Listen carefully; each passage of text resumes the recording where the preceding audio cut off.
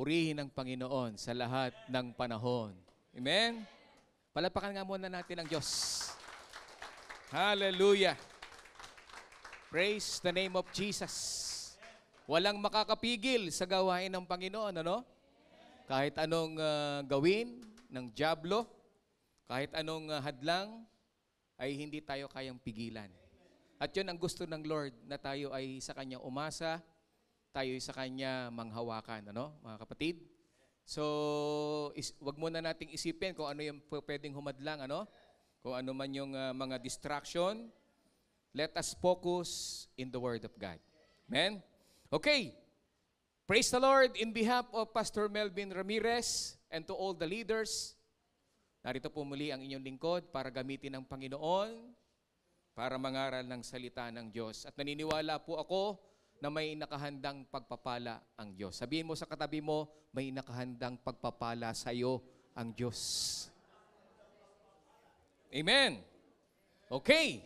So sa hindi na pagtatagal, let us open our Bible in the book of Mark. Mark chapter 4, verses 35 up to 41. Mark chapter 4, verse 35 up to 41. Ganito po ang sinasabi. And the same day, when the even was come, he said unto them, Let us pass over unto the other side. And when they had sent away the multitude, they took him even as he was in the ship. And there were also with him other little ships. And there arose a great storm of wind, and the waves beat into the ship, so that it was now full. And he was in the hinder part of the ship, asleep on a pillow. And they awake him, and say unto him, Master, carest thou not that we perish?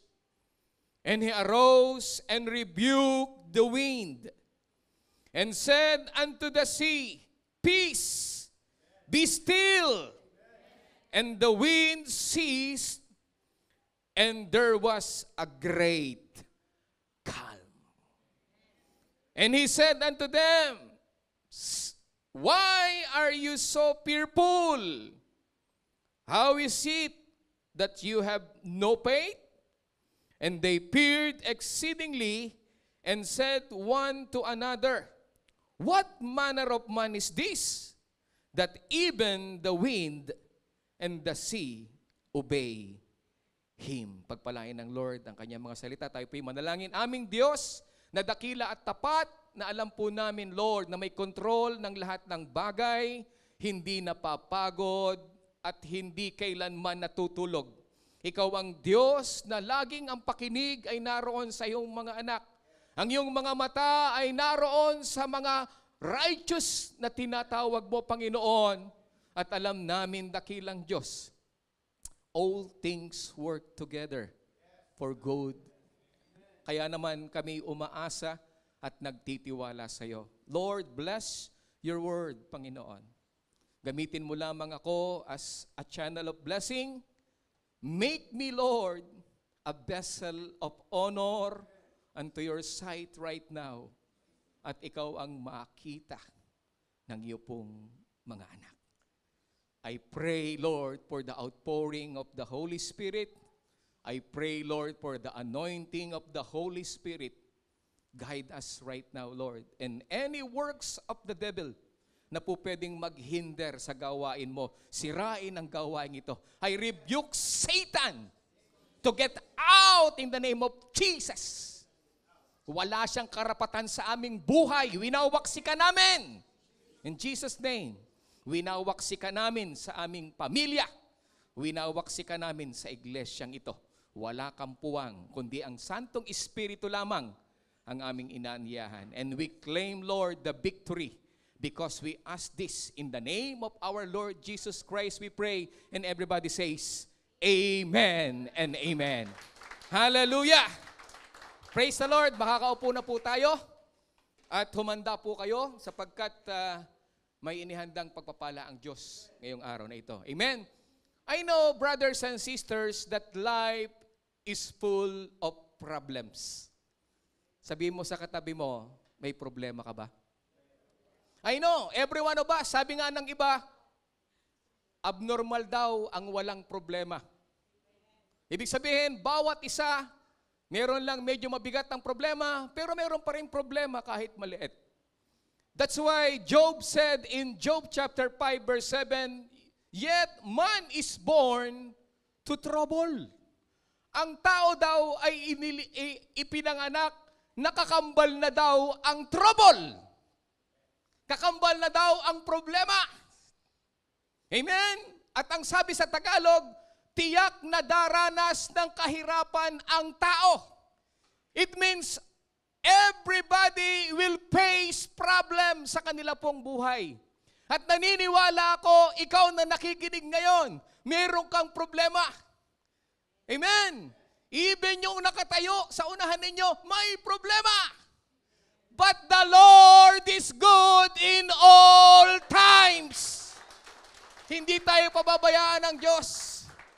Amen? Anong klaseng problema meron tayo na mabibigat katulad ng health issues, brothers and sisters? Marami may karamdaman, gustong gumaling pero ayaw gumaling. May devastating loss, namatayan, financial crisis, abusive situation, threats o pananakot, heartaches sa mga iniwan, anxiety, and confusion. That is a problems of all people. Kaya nga alam nyo, ang sabi ni Diwata, huwag kang mag-alala, di ka mauubusan. Amen? Ito, sikat ito si Diwata. Pila lang, sapagkat hindi ka mauubusan ang problema. Kung sa pares, hindi ka mauubusan pag pumila ka.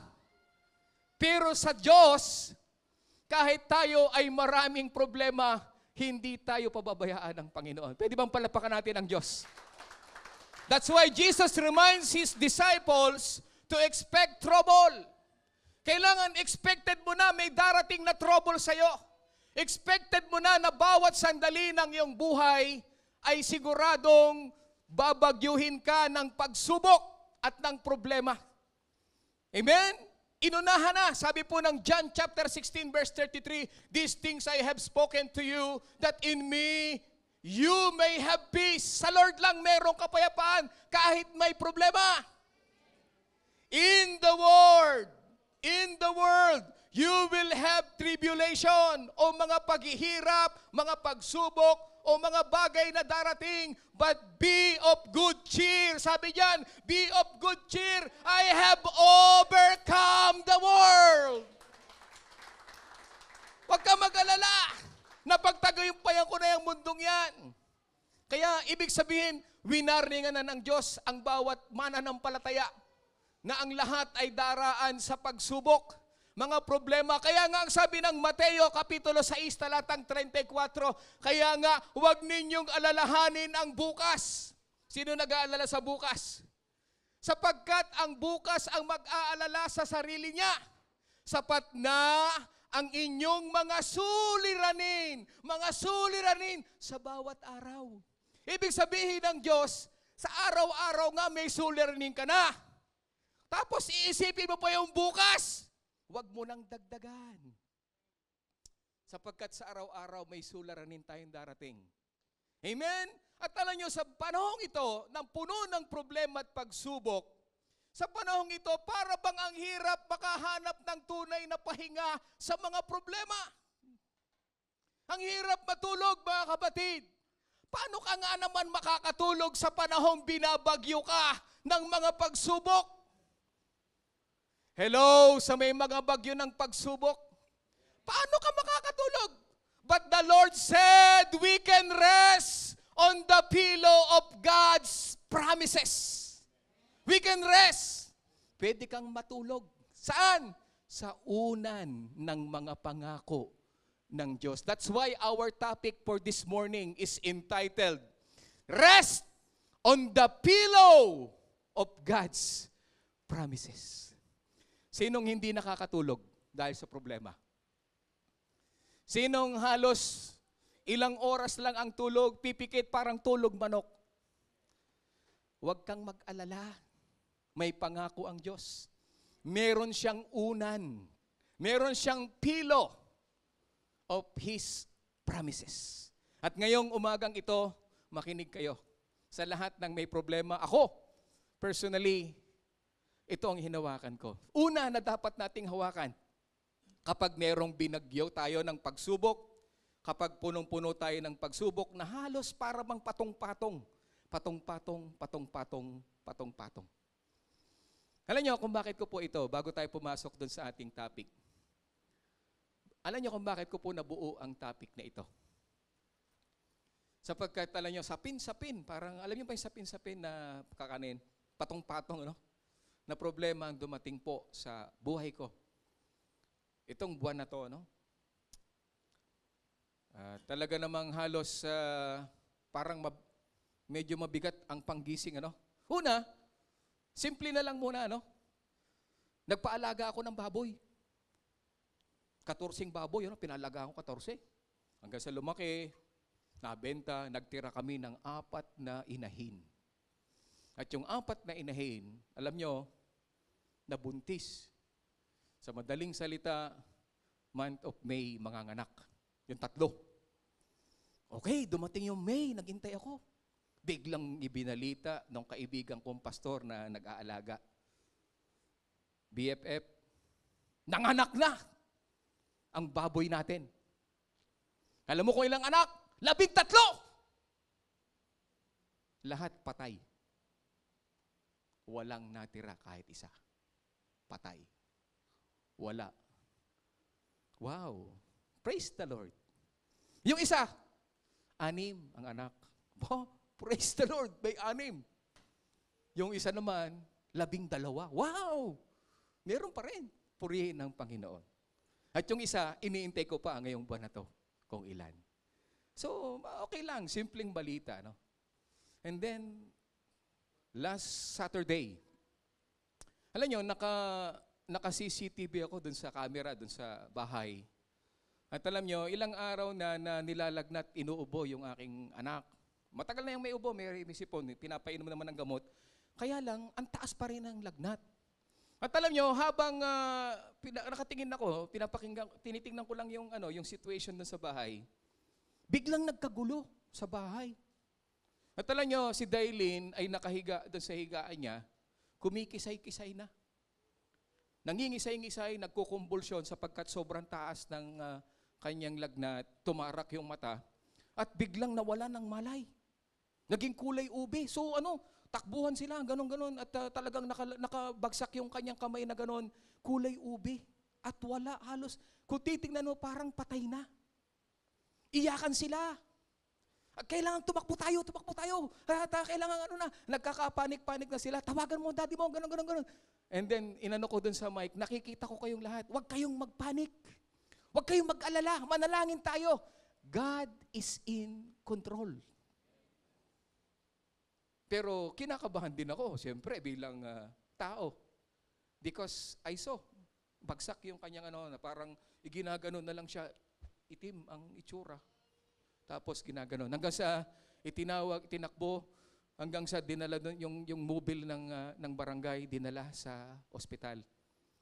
And praise the Lord, nagkaroon ng malay. At na-confine. At purihin ng Panginoon, kahapon po, nakalabas na. So inaabot Sabado hanggang kahapon. Palapakan nga muna natin ang Panginoon. Nagkaroon ng infection yung dugo niya. Nagkaroon ng pneumonia, pulmon. And kailangan mag-antibiotic at tuloy-tuloy. Kaya matagal-tagal na gamutan, nagkaroon ng dextrose at saka ng x-ray. Lahat tiningnan at purihin ng Panginoon, nakalabas na. Pero kahapon, alam niyo po ba, kahapon, si Dylan, 3 araw din nilalagnat. And kahapon, 40 ang lagnat niya at nanginginig at na rin siya. Sabi ko, dali na sa ospital. Dinala po sa ospital. Pagdating sa ospital, gano'n na naman. Nakita, meron palang pagang tonsil at puro nana, puro may singaw yung tonsil. purihin ang Panginoon. Sabi ko, maliit lang yan. At nakalabas. And they are all in the house now. Purihin ang Panginoon. And then kanina, so walang gatul-gatul na pangyayari. Nagpa-practice kami diyan. Biglang nanigas yung aking misis. At halos hindi na alam ang mangyayari. Kanina, wala nang pulse, no? Sabi ni Sister Bilma, wala nang pulso. And alam nyo, nakikita ko may spirit kung ano yung kumikilos. Kaya nirebuke natin at alam ko ang Lord ang bahala. That is only a trial. Kasi matindi yung topic Tinetest ng Lord kung ako ay tatayo sa preaching na ito. Alam nyo, binubuo ko pa lang ito last month. Hindi ko nga mabuo-buo. Yung pala, kaya pala, ito pala mangyayari. But, sa kabila ng lahat ng yon, hindi naalis sa akin ang matulog. At hinawakan ko yung unan na natutulog at sinasabi ko, thank you Lord, pagkatapos ko mag-pray. Paggising namin, hawak na namin yung unan, paggising namin, pray uli kami ni Mrs. Bagamat si Mrs. nag-aalala, but the Lord is good. Mabuti ang Panginoon. Ngayon, dinala sa ospital. Emergency si Mrs. At tumawag si Brother Emil, okay na. Sapagkat tatayo ngayon ako para i-proclaim ang kabutihan ng ating Panginoon. So, kung ano man ang dinadanas ninyo ng mga pagsubok at problema, ito po ang una na dapat nating hawakan. Una, when the storm is flooding in and threatening to overturn you, rest your worry head upon the pillow of God's promises. Matulog ka lang. Bakit? Tingnan po natin kung ano ang situation ng panahon ng ating Panginoon. In Marcos, yung atin pong verse, no?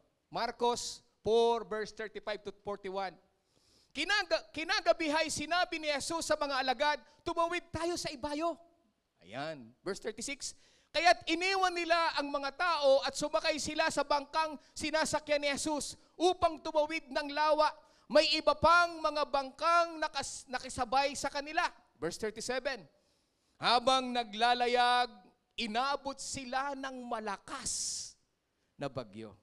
Alam nyo, sa paglalayag natin bilang mananampalataya, we will encounter tornado, we will encounter typhoon, cyclone sa buhay natin. Kaya ang bangkang sinasakyan nila'y hinampas ng malalaking alon at hinahampas ng malalaking alon at ito'y halos mapuno na ng tubig. At kuminsan para bang lulubog tayo sa ating pananampalataya. Amen? Verse 38. Si Jesus ay natutulog noon sa may hulihan ng bangka. Ang lakas ng bagyo, ang lakas ng ihip ng hangin at ang alon ay halos talagang palubugin yung kanilang bangka. Subalit ang Lord ay natutulog sa hulihan ng bangka. Amen? Ginising siya. Sabi diyan, nakahilig. Ito na, nakahilig sa isang unan. The pillow. Nakahilig sa isang unan. Ginising siya ng mga alagad at sinabi, Guro, baliwala ba sa inyo kung mapahamak kami? Yan na. Kapag may problema na, halos talagang dati kung tumawag parang ganito lang. Kapag may problema, grabe kung tumawag sa Panginoon. Amen? Praise the Lord. And then anong ginawa ng Panginoon? Bumangon si Jesus at sinaway ang hangin. Ang sabi ng Lord, tigil! At sinabi sa lawa, tumahimik ka! Tumigil ang hangin at tumahimik ang lawa. Purihin ang Panginoon. Palapakan nga natin ang Panginoon. Amen! Pagkatapos, sinabi niya sa mga alagad, bakit kayo natatakot? Alam nyo, kung titingnan natin, sunod-sunod na mga ganyan, lalo kanina, para matatakot ka. Hindi mo alam kung ano mangyayari.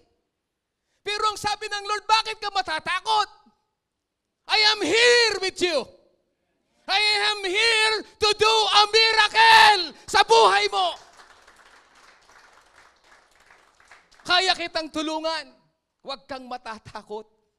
Hanggang ngayon ba'y wala pa rin kayong pananampalataya? Sabi ng Panginoon.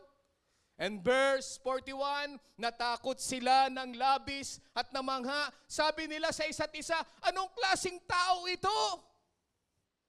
Pati hangin at lawa ay sumusunod sa Kanya. If you have the Lord Jesus in your life, kayang baling sa iba ang bagyo. Kayang tanggalin ng Lord ang bagyo. Even the mountains of problem, kayang itapon sa dagat. Ganyan kabuti ang Diyos natin, mga kapatid. Kaya hindi ka dapat matakot kapag may problema. All you need to do is to rest in God's promises. May pilo ka. May unan ka ng mga pangako ng ating Panginoon.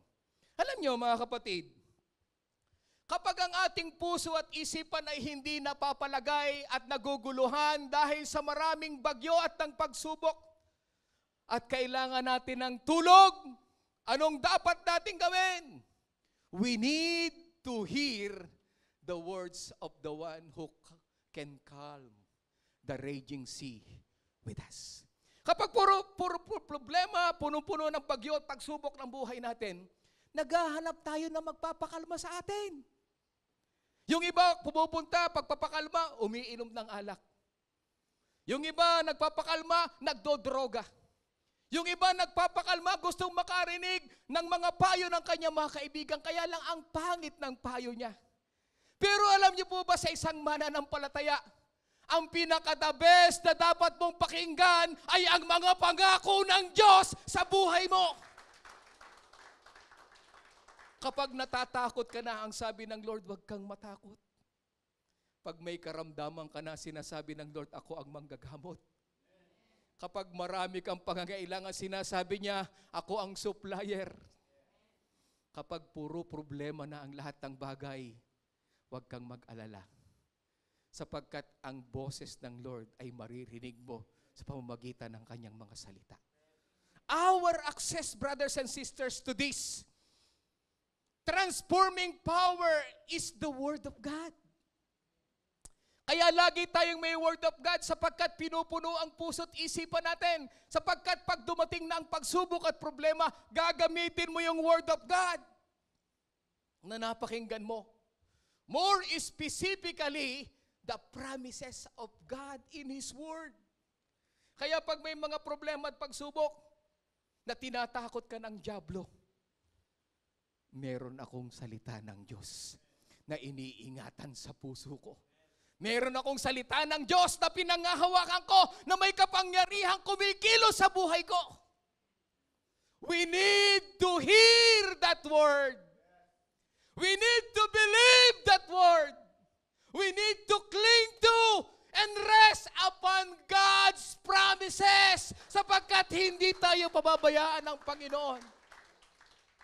Just rest unto the pillow of God's promises. That's why when the storm is flooding in and threatening to overturn you, rest your weary head upon the pillow of God's promises. Palapakan natin ang Panginoon. Let God's promises shine in your problems. Hayaan mo magliwanag yung pangako ng Diyos na nagdidilim ng mga problema ng buhay mo. That is our only hope, the promises of God, and that is our only best option. para makatulog tayo ng mahimbing at makapagpatuloy tayo sa ating paglalakbay bilang isang mananampalataya. Amen? Meron ka na bang unan? Amen? Mamaya, pag uwi nyo, hawakan niyo yung unan. Lord, payapa ako matutulog dahil sa mga pangako mo. Amen? So makikita natin, maganda yung una ng Panginoon. Yung una ng Panginoon, medyo malambot. Amen? Kasi ang sarap ng kutsyon na natutulog sa ang Panginoon. Doon sa dulo ng bangka. Pangalawa, meron ding isa pang unan. And second, kapag meron kang bagyo o meron kang matitinding pagsubok o problema na dumarating tayo, ito ang pangalawa na dapat mong gawin. Jacob went to sleep upon the hard rock of difficulty, but awoke laying on the pillow of God's promises. Palapakan nga natin ang Panginoon. Minsan malambot ang unan, at minsan matigas ang unan, sapagkat ang hiniligan ni Jacob ay bato na unan. And that is the hard rock of difficulty sa buhay natin. Pero, nagising siya na kahit siya ay nakahimlay dun sa bato na kanyang pinakangunan, yung pala yung unan ng pangako ng Panginoon. Palapakan nga natin ang Diyos.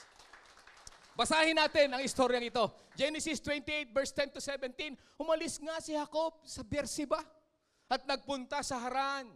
Verse 11, inabot siya ng paglubog ng araw sa isang lugar at minabuti niyang doon na magpalipas ng gabi. Isang bato, sabi diyan, isang bato ang inunan niya. Ang tigas siguro nun. Kaya mo matulog na ang unan mo bato? Sakit sa ulo. Pero yun ang unan niya eh. You know? Sa kanyang pagtulog, bato. Ano nangyari? Verse 12, nang gabing iyon, siya'y nanaginip. May nakita siyang hagdan na abot sa langit at namamanhik manaog doon ang mga anghel ng Diyos. Verse 13, walang ano-ano'y nakita niya si Yahweh. Sa tabi niya, wika sa kanya, ako si Yahweh, ang Diyos ni Abraham at ni Isaac. Ang lupang ito na iyong hinihigaan ay ibibigay ko sa iyo at sa iyong lahi. Verse 14, darami sila na parang alikabok sa lupa at lalaganap sila sa apat na sulok ng daigdig. Sa pamamagitan mo at ng iyong lahi ay pagpapalain ang lahat ng bansa. Verse 15, tandaan mo, ayan, may patatandaan, susubaybayan kita. Lahat ng nakasubaybay sa Kanya, ang Lord magsabing amen. Nakasubaybay, di ka iniiwan. At ipagtatanggol saan ka man magpunta. At ibabalik kita sa lupaing ito. Tingnan niyo po ito ha. Ang pangako ng Diyos, ibabalik kita sa lupaing ito. Hindi kita iiwan hanggang sa matupad ang lahat ng sinabi ko sa iyo. Verse 16, nagising si Jacob at ang sabi, hindi ko alam na narito pala si Yahweh. Nakakapangilabot ang lugar na ito. Tiyak na ito ang tahanan ng Diyos at ang pintuan ng kalangitan. Verse 18, maagang gumising si Jacob ng umagang iyon, kinuha niya ang ano? Ang iniunang bato. At itinayo bilang isang alaala. Binuhusan niya ito ng langis at itinalaga sa Diyos. Unang bato na alam niya na pangako ng Panginoon. Matigas, masakit, Hindi komportable. Pero may pangako ang Diyos na hindi siya iiwan, ipagtatanggol siya, sasamahan siya, at kailanman ay hindi siya iiwan ng Panginoon. At yun din ang pangako sa iyo ng Diyos, na hindi ka iiwan, hindi ka pababayaan, at pagpapalain ka ng Panginoon. Bakit siya naandoon at natutulog? Because Jacob is afraid. Jacob is afraid, and he goes to sleep upon a stone in the field. Sa sobrang takot, pati inuna na, yung bato. But God appears to Jacob and reminds him who he is. Inire-remind ng Diyos sa atin kapag may problema tayo kung sino siya. Hello, sa may pagsubok, nire-remind ka lang ng Diyos kung sino siya. And how faithful He is in your life. Pagpalakpakan natin ang Panginoon. Kaya kapag may problema at pagsubok, huwag kang mag-alala. Pinapakita ng Diyos, huwag kang mag-alala, anak. Naandito ako, tapat ako sa pangako ko na hindi kita iiwan, hindi kita pababayaan, at lagi kitang sasamahan. Hallelujah. Amen. Alam niyo kung bakit ito ay nagtago? Alam niyo na. Dahil sa ugali niya. Anong ugali niya? Manluloko. Niloko niya ang kanyang kapatid. Nagpanggap siya na siya ang panganay. Diba? Alam natin ang istorya. Naglagay ng balahibo at siya ang nabasbasan. Kaya ang tindi nito, nagtago siya. Bakit? Papatayin siya ng kapatid niya. Kaya nagtago siya. Tingnan niyo po sa chapter 32 verse 11. Nung panahon na natapos na siyang umalis, nagpunta na siya, Sabi niya sa Panginoon, iligtas niyo ako sa kamay ng aking kapatid na sino? Na si Esau. Nangangamba po akong sa pagkikita na may patayin niya kami, pati ang mga babae at mga bata. So, afraid siya. Sino dito ang may papatay sa'yo? O baka naman may naghahanap sa'yo dahil sa puro utang ka. Nawa, wag gano'n, Dito ang nangyari, pero gano'n talaga kung minsan yung dati nating buhay, manloloko tayo, manggagancho tayo. Katulad dito, hinahabol lang ng gancho. Nanggancho siya Ginancho niya. Talagang, niloko niya si Esau Kaya, takot siya sa multo ng kanyang kasalanan. Amen? At alam niyo ang ginawa, pangalawa na takot niya. Alam niyo, kasi ito, nung dumami na ang anak nitong si Jacob, nagkaroon siya ng isang pinakamamahal at pinakakaisa-isang babae. And that is none other than but Dina. Bukod kay Benjamin, mahal din niya ito, si Dina. Isang babae. At alam niyo, itong babaeng ito na anak nila ay napag-interesan sa lugar ng Kanaan na kanilang tinitigilan. Napag-interesan ni Shechem at ito ay sapilitang ginahasa. Ginahasa itong si Dina ni Shechem. At ang ginawa ni Shechem, dahil mahal na mahal niya itong si Dina, kinausap niya yung kanyang tatay. Alam niyo kasi, nakitira lang itong sila Jacob dun sa lugar na yung Kanaan na yun At ang kanilang pinagpaalaman yung tatay ni Shechem na si Hamor. Ngayon, ito, dahil sa ginahasa na niya itong si Dina, ang ginawa niya, sabi niya, Ama, kailangan kong pakasalan sapagkat may nangyari na. O sige, puntahan natin ang magulang at mga kapatid ni Jacob. Kaya ang ginawa nila dito, nakipag-usap sila. At ang ginawa ni Jacob at ng kanilang mga kapatid, okay, sige, pumapayag na kami, ipapakasal na namin sila. Yung pala, lilinlangin na naman uli. At ang ginawa, sa sobrang galit nitong dalawa na anak niya, ang ginawa nila, niloko nila. Ang sabi ni Jacob, teka muna, papayag lang kami na ikasal ang aming anak diyan kay Shechem kung lahat kayo magpapatuli. Kailangan daw lahat sila magpatuli. Pumayag sa sobrang pagmamahal nitong si Shechem na kumbinsin niya yung tatay niya, sige, pwede magpatuli na lang tayo lahat. At kapag papatuli nila, alam niyo kung ano nangyari? That time na nagpapagaling, nagpapagaling na ng kanilang tuli, ginawa nitong dalawang anak ni Jacob, pinagpapatay kasama si Hamor at si Shechem. Nilinlang ni Jacob at ng kanyang mga anak ang mag-amang si Hamor at si Shechem at itinakas si Dina. Kaya takot na takot ito. Amen? Basahin natin. Genesis chapter 32 verse 25. Nang ikatlong araw na matindi pa ang kirot ng sugat ng mga tinuli. Masakit yan, tuli no?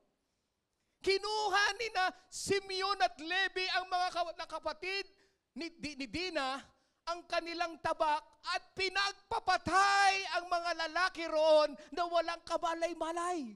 Verse 26, pinatay nila pati ang mag-amang Hamor at Shechem at itinakas si Dina. Amen? Pagkatapos ng pagpatay, isinamsam naman ng ibang mga anak ni Jacob ang mga mahahalagang ari-arian doon. Ginawa nila ito dahil sa pangahalay sa kanilang kapatid na babae, walang iba kundi si Dina. Kaya anong nangyari? Sa verse 30, tingnan po ninyo. Sinabi ni Jacob kina Simeon at Levi, binigyan niyo ako ng napakalaking suliranin. Napakalaking problema nito. Siguradong pagpapapatayin tayo ng lahi ng mga Kananeyo na yan. Ngayon, kamumuhian ako ng mga Kananeyo at Pariseo. Kapag nagkaisa silang salakayin tayo, wala tayong sapat na tauhang magtatanggol. Maaari nilang lipulin ang aking sambahayan. Kaya takot na naman ito. Takot na kay Esau. Takot pa sa lahi ng Kananeyo at ng Pariseo. Subalit ginising siya ng Panginoon. Sa kabila ng takot, pangamba, mabibigat na problema, ginising siya ng Diyos. In chapter 35 verse 1, sinabi ng Diyos kay Jacob, pumunta ka sa Bethel. At alam niyo kung anong ibig sabihin ng Bethel? The house of God. At doon ka manirahan. Ipagtayo mo roon ng altar ang Diyos na nagpakita sa iyo nung tumakas ka sa iyong kapatid na si Esau. That time, ipinaalala niya. Yung time na natutulog ka, na ang inunan mo yung bato at yung batong yun nilagay mo bilang tanda, pinangalanan mo na yun ay Bethel. Bumalik ka roon. Anong nangyari? Verse 9. Pagbalik ni Jacob mula sa Mesopotamia, muling nagpakita sa kanya ang Diyos at siya'y binasbasan. Anong sabi? Jacob ang pangalan mo, ngunit mula ngayon Israel na ang itatawag ko sa iyo. Pagkatapos na ito makipagbuno. Saan? Sa anghel. Pinalitan ng kanyang pangalan. Ngayon, verse 11, sinabi pa sa kanya, ako ang makapangyarihang Diyos. Magkakaroon ka ng maraming anak. Darami ang iyong mga lahi at sa kanila may mga magiging hari. Magmumula sa lahi mo ang maraming bansa. Kaya ang Israel ngayon, nagkalat sa buong mundo. Amen? Verse 12, ang mga lupaing aking ipinangako kay Abraham at kay Isaac ay ibibigay ko sa iyo at sa iyong mga anak. Verse 13, at iniwan siya ng Diyos. Anong ginawa niya? Pagkatapos iwan ng Panginoon, naglagay si Jacob ng batong palatandaan sa lugar na pinagtagpuan nila. Binuhusan niya ito ng langis at alak bilang tanda na ito'y ukol sa Diyos. And verse 15, eto na. Tinawag niyang Bethel ang lugar na iyon. Nang ibig sabihin ng Bethel is the house of God. Lahat ng nasa bahay ng Panginoon, magsabing Amen. Palapakan mo ang Panginoon. Because the presence of God is with us right now. Amen. Can you see your resemblance in a deceitful mandaraya? Dati mandaraya din tayo eh. Discouraged man like Jacob. Ganun tayo sa puno ng problema. Natatakot tayo sa nagawa nating multo ng ating problemang ginawa. But the Lord said, God loves to strengthen weak people like us. Kahit ikaw ay natatakot, kahit ikaw ay makasalanan dati, kahit ikaw ay punong-puno ng nagawang pagkakamali, gusto ka ng Lord palakasin ngayong umagang ito. Amen? Kahit minumulto ka ng nagawa mo dati. Pero ang sabi ng Panginoon, huwag kang mag-alala. Bago na ang magiging buhay mo. Palapakan natin ang Panginoon. Amen? Kaya kung meron kayong unan na medyo malambot, pero matindi naman ang mga nasa paligid na punong-puno ng bagyo at saka alon, at kung meron naman kayong unan na bato, na parang hindi ka makatulog sa sobrang tigas, pero pangako pa rin ng Panginoon. Now, last division. We must have a memory device. Alam niyo kung ano yung memory device na dapat mong tandaan? Just take the pillow of God's promises and rest upon it. Itong pillow na ito, dapat sa ulo mo. Gusto niyong sa uluhin? Una, tingnan po ninyo. Think about what God promises you and rest upon it. Isipin mo lahat ng ipinangako sa iyo ng Panginoon.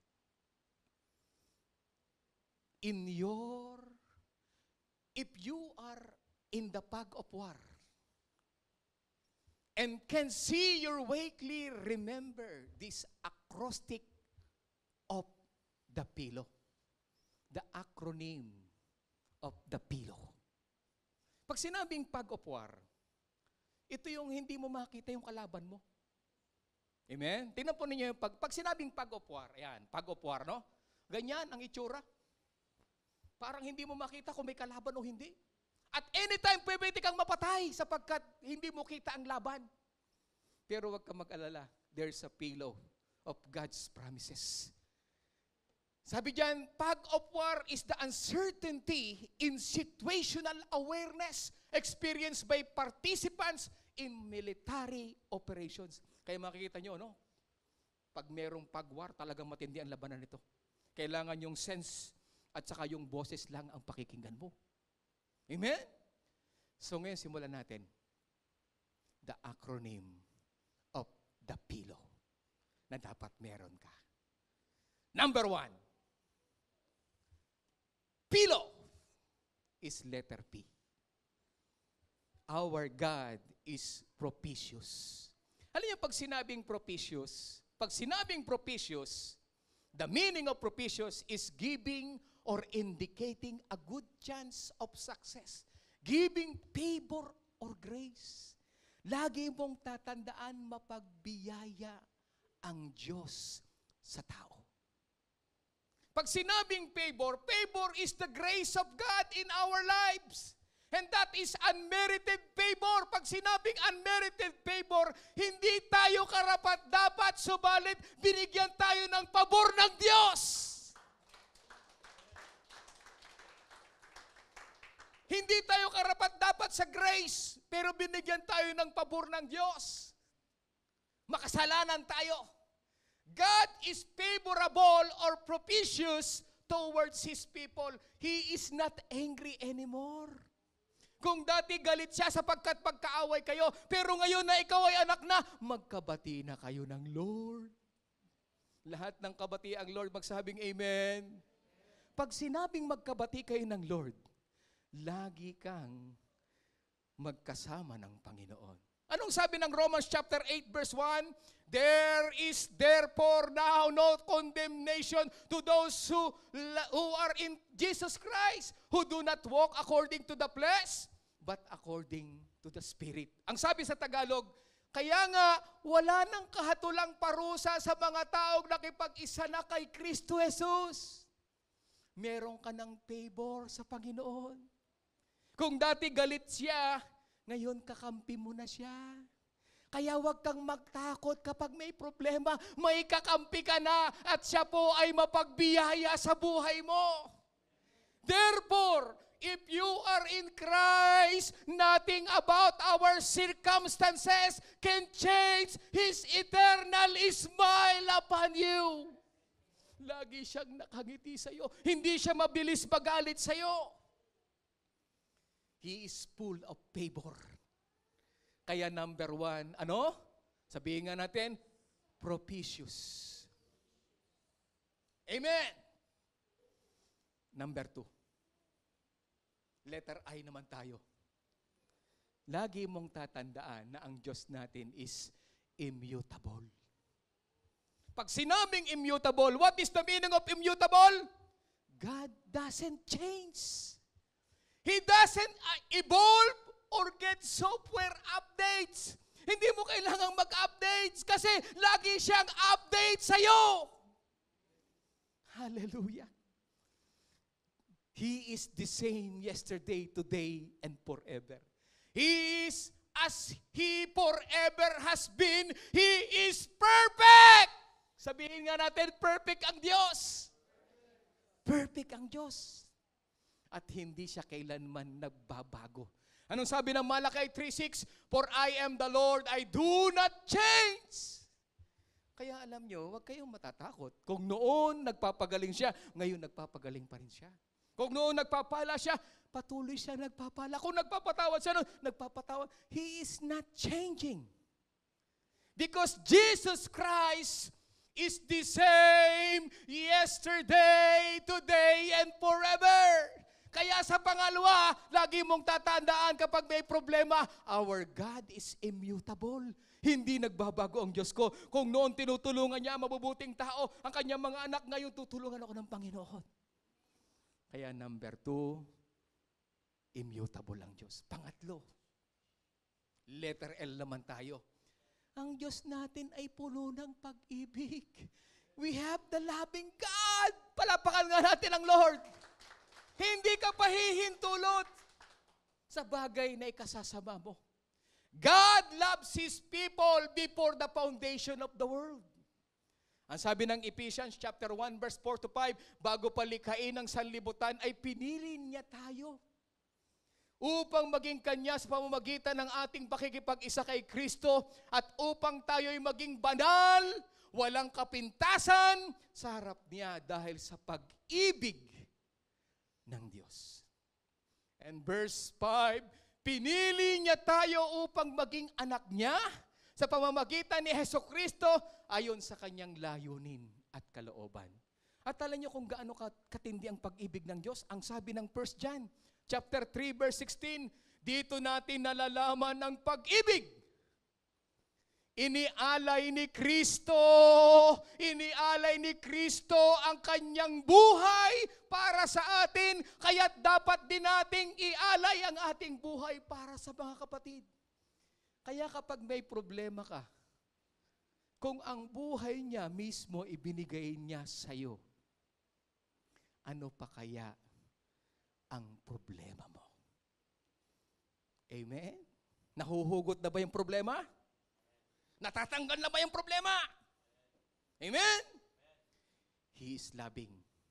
And before the foundation of the earth, nakatalaga na siya na iibig sa atin. Ang sabi niya, Revelation chapter 13 verse 8, all who dwell on the earth will worship Him whose names have not been written in the book of life of the Lamb slain from the foundation of the world. Nakatalaga na siya nung magkakasala pa lang si Eva at si Adan, meron ng solusyon ng Diyos. Kaya bago ka palang humarap sa problema mo, may solusyon na ang Diyos. Di ka ba natutuwa nun? Bago ka palang haharap sa problema para bukas, may solusyon na siya. Kaya dapat huwag kang matatakot kasi ang pag-ibig ng Diyos nananatili sa bawat isa sa atin. Amen? Kasunod. His heart and all His actions are meditated through His love. Kaya kapag may problema, tandaan mo yung pag-ibig ng Diyos, hindi ka papabayaan. Pang-apat, another L. P, propitious. I, immutable. L, loving. And next na L, He is have a long suffering. Ang Diyos natin ay ano? May long suffering, mapagtiis siya. Hindi siya mabilis-bilis, sumasawa, at sumusuko. God is patient with His people. He knows that we are from dust and not the strength of steel. Alam niyang marupok tayo. Kaya pinagtsatsagaan tayo ng Diyos. Alam niyang bumabagsak ka. Alam niyang marupok ka. Alam niyang galing ka sa alabok, sa dumi ng mundong ito. Pero pinagtsatsagaan. Ang sabi ng Psalms 103 verse 14, for He knows our frame, He remembers that we are dust. Pag sinabing dust, ang rupok mo, ang dumi mo, kaya pinagtsatsagaan ka ng Panginoon. Amen? Kasunod, ang sabi niya, Psalms 103 verse 8, the Lord is merciful and gracious, is slow to anger, and abounding in grace. Sa Tagalog, awit 86 verse 15, ngunit ikaw, Panginoon, tunay na mabait ang Diyos natin. Wagas ang pag-ibig. Di madaling magalit ang Diyos. Ikaw magagalitin siya, hindi masyadong nagagalit. Pag napuno na ang salop, ganon ang Lord. Lubhang, mahabagit, banayad, magalit. Ganyan ang Diyos natin. Panglima, P-I-L-L, and next is letter O. And what is letter O? He is the omnipotent God.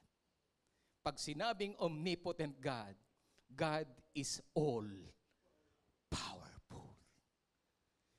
No one and nothing can stop or limit Him. Ganun kakapangyarihan ang Diyos na pinaglilingkuran mo. So when you are feeling overwhelmed and the waters of worry are at your neck, remember your Almighty God is with you, and not only with you, He is in you. Kapag hanggang dito na daw yung problema natin, halos para nakatiktik ka na sa problema, huwag mong kalilimutan na andyan ang mapagmahal at ang makapangyarihang Diyos na kaya kang iangat sa problema.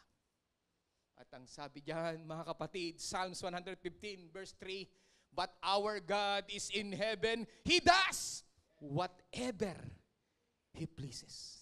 Ginagawa niya kung anong ibig niya. Walang nakakapigil sa kanya. Ganon siya kakapangyarihan. Kung paanong nilikha niya ang buong sanlibutan ito at lahat ng nakikita natin, ganon kakapangyarihan ang Diyos mo.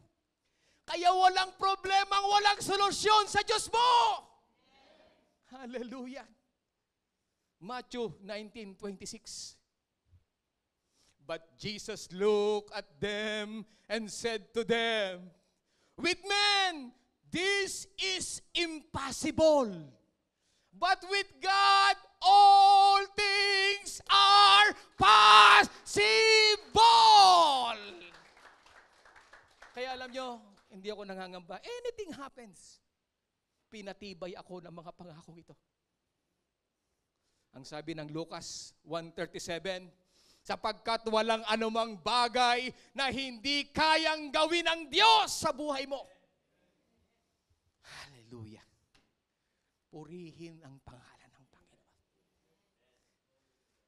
At ang panghuli na dapat mong tandaan, W. And what is W? Our God is wise. Alam niya ang tama para sa iyo at alam niya ang makakabuti para sa iyo. Amen? Most of the time, we spend a lot of time wondering about why. Anong nangyari? Bakit nangyayari ito? Why, Lord? Why, Lord? Why, Lord? Why questions? This is natural because of the pain and difficulty in our life. We don't know why. We don't know what happened in our life. But we must not forget, brothers and sisters, that God is infinitely wise. Alam niya kung ano ang dapat sa'yo. Alam niya ang makakabuti sa'yo. Alam niya ang bagay na po pwedeng magpaganda ng buhay mo. God knows what is good for us, brothers and sisters. Kaya kapag may problema, huwag kang mag-alala. Kinikis-kis lang ang mga dumi. Tinatanggal lang ang mga balakid. Tinatanggal ang pangit sa buhay mo. Anong sabi ng Roma chapter 8 verse 33 to 36? Lubhang napakasagana ng kayamanan ng Diyos, di matarok ang kanyang karunungan at kaalaman. Sino ang makakapagpaliwanag ng kanyang kapasyahan? Sino ang makakaunawa ng kanyang mga pamamaraan? Gaya ng nasusulat, verse 34, sino ang nakakaalam sa pag-iisip ng Panginoon? Sino ang maaaring maging tagapayo niya? Sino ang makapagbibigay ng anuman sa kanya na dapat niyang bayaran? Verse 36, sapagkat ang lahat ng bagay ay mula sa kanya, sa pamamagitan niya, at pag-aari niya. Sa kanya ang karangalan magpakailanman. Amen. Kaya wala kang dapat ipangamba. Palapakan nga natin ang Panginoon. Lahat ay sa Kanya. Nagmula sa Kanya, sa pamamagitan niya, at lahat ay pagmamayari niya. Kaya wala kang dapat ipag-alala kapag patong-patong na ang problema ng buhay mo. Sapagkat ang sabi niya in Romans chapter 8, verse 28, and we know, alam niyo ba? And we know that all, not only 2, 3, 4, 5, kaunti lang, but all things work together for good. Kung minsan may question tayo, ano ba itong nangyayari sa buhay ko? Pero pag inisip mo yung pillow, that He is propitious, He is immutable, He is a loving God, He is a long-suffering God, He is omnipotent God, and He is a wise God. You can rest on the pillow of God's promises. Makakatulog ka ng mahimbing, tulo palaway mo. Ang lakas pa ng hagok mo because you know na kontrolado ng Diyos ang buhay mo. Kaya ang tanong ngayon mga kapatid, anong unan ang daladala mo? Unan ba ng problema? Dapat ang dalhin mo yung unan ng mga pangako ng Panginoon sa buhay mo.